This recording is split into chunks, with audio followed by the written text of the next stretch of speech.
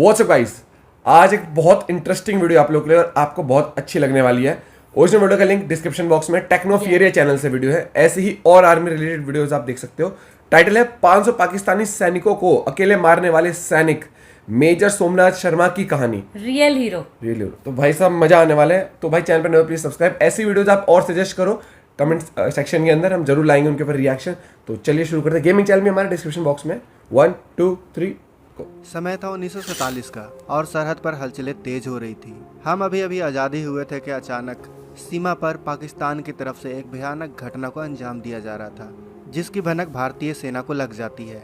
समय था 3 नवंबर 1947 और जगह था कश्मीर घाटी। इस मुठभेड़ में भारत के एक जवान ने खूनी खेल खेला था, और वो भी अकेले। भारत के इस वीर योद्धा ने अकेले ही, वो भी एक हाथ से ही, करीब 500 पाकिस्तानी घुसपैठियों को ऐसा जवाब दिया था कि पाकिस्तान आज भी भारत के इस सपूत का नाम सुनते ही सहम जाता है। इस जवान का आखिरी रेडियो संदेश भी अजीब सा था। उन्होंने अपने रेडियो से अपने कमांडर को यह संदेश भेजा कि दुश्मन हमसे सिर्फ 50 गज की दूरी पर है, हमारी तादाद ना के बराबर है और हम जबरदस्त गोलीबारी से घिरे हुए हैं, मगर मैं 1 इंच भी पीछे नहीं हटूंगा जब तक कि मेरे पास आखिरी गोली और आखिरी जवान है। तो दोस्तों, आज के इस वीडियो में हम भारत के इसी हीरो के बारे में जानेंगे। तो आप दिल थाम के इस वीडियो के अंत तक बने रहें, क्योंकि आज बात होगी भारत के ऐसे हीरो की जिन्होंने अकेले ही, और वो भी एक हाथ से, 500 पाकिस्तानी घुसपैठियों को अकेले ही मार भगाया था।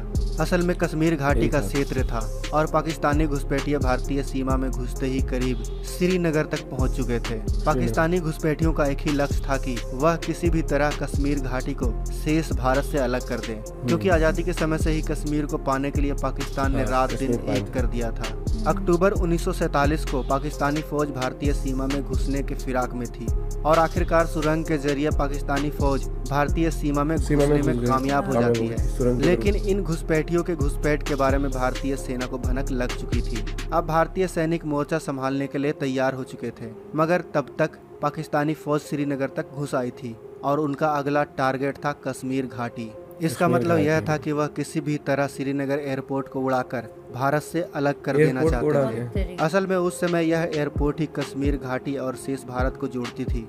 अगर उस समय इस एयरपोर्ट को उड़ा दिया जाता तो शायद आज भारत का नक्शा ही कुछ अलग होता। मगर जिस देश में वीर अब्दुल हमीद, जसवंत सिंह, त्रिलोक सिंह नेगी और मेजर सोमनाथ शर्मा जैसे वीर सपूत हो, उस देश को पाकिस्तान तो क्या दुनिया का कोई भी देश कश्मीर को भारत से अलग नहीं कर सकता, क्योंकि अपने देश पे जरा सा भी आंच आ जाए तो अपने खून से इस माटी को सेंच देते हैं ये वीर सपूत। 3 नवंबर 1947 को घुसपैठ की खबर मिलते ही 3 टुकड़ियां सीमा के पास वाले क्षेत्रों को खंगालना शुरू कर देती है, मगर दुश्मन चालाक निकले। इस दौरान उन्होंने कोई गतिविधि नहीं की, जिससे उन्हें ट्रैक करना मुश्किल हो गया था। काफी समय बाद 2 टुकड़ियां वापस अपने बेस कैंप लौट आती हैं और एक टुकड़ी को सीमा के पास छोड़ जाती है ताकि वह जंगलों में दुश्मन की तलाश करती रहे।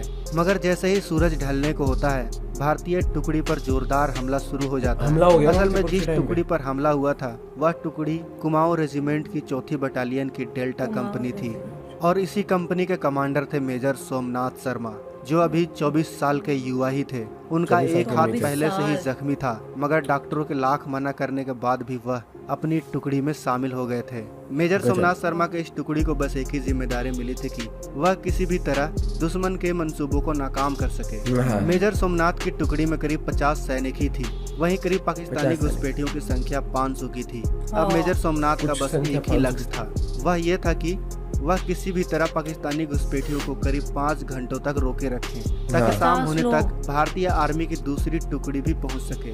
वहीं दूसरी ओर पाकिस्तानी घुसपैठिए कई घातक हथियारों से लैस थे और वह भी भारी गोलीबारी के साथ बमबारी भी लगातार कर रहे थे, मगर भारत के ये सपूत भी पीछे कहाँ हटने वाले थे। मेजर सोमनाथ शर्मा के लीडरशिप में भारत के यह योद्धा पाकिस्तानी फौजियों से लोहा ले रहे थे। मेजर सोमनाथ बार बार अपने जवानों को मशीन गन से पाक फौजियों पर हमला करने का आदेश दे रहे थे, मगर इसी बीच पाकिस्तानी फौज की तरफ से दागी गई एक मोटार ठीक सोमनाथ शर्मा के पास आकर गिरता है और कुछ ही पलों में इस योद्धा के चीथड़े बिखर जाते हैं। दोस्तों, हाथ जख्मी होने के बाद भी मेजर सोमनाथ दुश्मन से लगातार लड़ रहे थे, मगर अब तो पूरे शरीर ने ही उनका साथ छोड़ दिया था।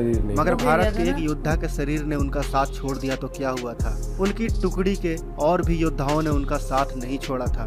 वो अभी भी पाकिस्तानी फौज का डट कर सामना कर रहे थे। जब पाकिस्तानी सेना ने अपने सैनिकों के लाशें गिनना शुरू किया तो वह हैरान रह गए। जहां एक तरफ 28 भारतीय सैनिक शहीद हुए थे तो वहीं दूसरी ओर 300 पाकिस्तानी सैनिक इस लड़ाई में मारे गए थे। शहीद सैनिकों की लाशों में मेजर सोमनाथ की बॉडी पहचानना काफी मुश्किल हो गया था, क्योंकि उनके नजदीक बम फटने से उनको पहचानना मुश्किल हो रहा था। मगर एक सैनिक की जेब में आधी जली हुई गीता की किताब और उनके पिस्टल का खोल मिलने से उनको पहचान लिया गया, क्योंकि भारत का यह वीर अपने साथ गीता का किताब हमेशा रखता था।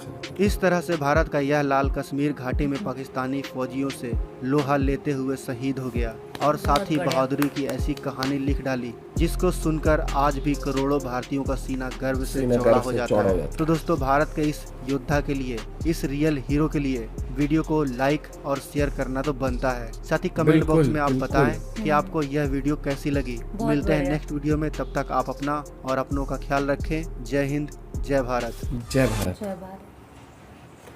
बहुत ही जिस तरीके से बताने, एक सस्पेंस म्यूजिक था पीछे हल्का सा, और जो स्टोरी देखो, पहली बात तो जब आप इंडियन आर्मी, एयरफोर्स, कोई भी डिफेंस आप ज्वाइन करते हो तो आपको पहले तैयार रहना होता है कि आपको किसी भी वक्त कह सकते हैं कि आपको देश के लिए तैयार रहना, क्योंकि जो आर्मी जान से बढ़कर देश होता है। उनके लिए जान हर चीज से बढ़ के उनके लिए पहले उनकी कंट्री है। और hats off to them. 3 battalion भेजी गई थी, उसमें 2 वापस आ गई थी, 1 बटालियन रह गई थी वहां पर, और उसने डटकर 50 लोग थे। मतलब क्या होता है, कमांडिंग पावर, कमांडर अगर आपको बहुत वो ना सोचने वाला, बहुत तगड़े तरीके, और कमांडिंग पावर की बहुत नेक्स्ट लेवल हो, तो सोमनाथ शर्मा ने वही प्रूव किया कि जब एक कमांडर बहुत अच्छे लेवल पे आपको गाइड करता है, लीडर ही बहुत बढ़िया लेवल पे गाइड करे आपको, तो आगे वाली संख्या आपके सामने एक हाथ कितनी भी हो गया था, उसके आप बाद डट के सामने कर सकते हो। एक हाथ ही, उसके बाद 300 तो डटे रहे, वैसे कर दिए थे, और बहुत सारे इंजर्ड भी होते, वैसे भी होंगे। हाँ, मतलब 50 लोग थे तो ये लगा लो कि 500 लोग कुछ आए होंगे, 300 तो उसमें से खत्म कर दिए, और 200 तो वापस चले गए या कुछ इंजर्ड हो गए इस हिसाब से।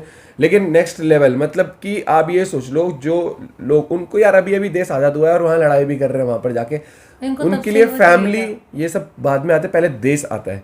हमें लगता है कि एक इंसान सरकारी नौकरी देख के ज्वाइन करता है, नहीं भाई, जब वहां पर आप चलो शुरू में सोचते हो सरकारी नौकरी मिल जाए, जिस दिन आप वहां एंटर करते हो, जब ट्रेनिंग शुरू होती है, ट्रेनिंग उसके बाद उसमें दिखाया ना माइनस डिग्री में, उसके बाद आपके लिए ना देश से बड़ा कुछ नहीं होता। देश है, और पहली बात, अगर देश है तो हम है, देश ही नहीं बचेगा तो हम कहीं बचेंगे। हाँ, फिर वही हाल रह जाएगा कि और मतलब मुझे पता है, कई बार ऐसा लगता है, जैसे कल भी मैं वो सीरीज देख रही कि हम यहाँ पे बैठ के आराम से टीवी देख रहे हैं ना, कोई भी ऐसी सीरीज भी देख रहे हैं ना, मतलब इंडियन आर्मी से रिलेटेड या डिफेंस से किसी से भी, तो उसका ये है कि हम घर में आराम से बैठे हैं, क्योंकि बेचारे वो वहां बॉर्डर पर बेचारे तो नहीं है दोस्तों, गलती से वर्ड निकल नहीं, जो बेचारे मतलब हम बेचारे हैं, हम बेचारे हैं, और वो कितने हार्डशिप्स, या उनकी फैमिली देखना, जैसे हम वेट करते हैं कि चल ठीक है यार, इस दिवाली नहीं हुआ तो अगले दिवाली, क्योंकि इमोशंस तो उनमें भी है, मन तो उनका भी करता है कि कभी होली दिवाली, किसी को मैंने बेचारे बोला, थोड़े बहुत इमोशन सबके लिए, लेकिन जो उनका जो फर्ज है उसके आगे वो किसी भी चीज को नहीं देखते। हाँ,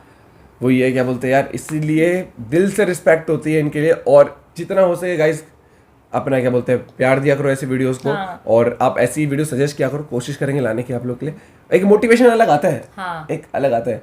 और ये एक चीज़ मैं कहना चाहूँगा, ये आपस में लड़ने की बजाय एक देश को मजबूत बनाने की कोशिश करें हम, तो वो बहुत बढ़िया रहेगा। ये तो मिलते हैं आप लोगों से वीडियो के साथ, बाय बाय, टेक केयर।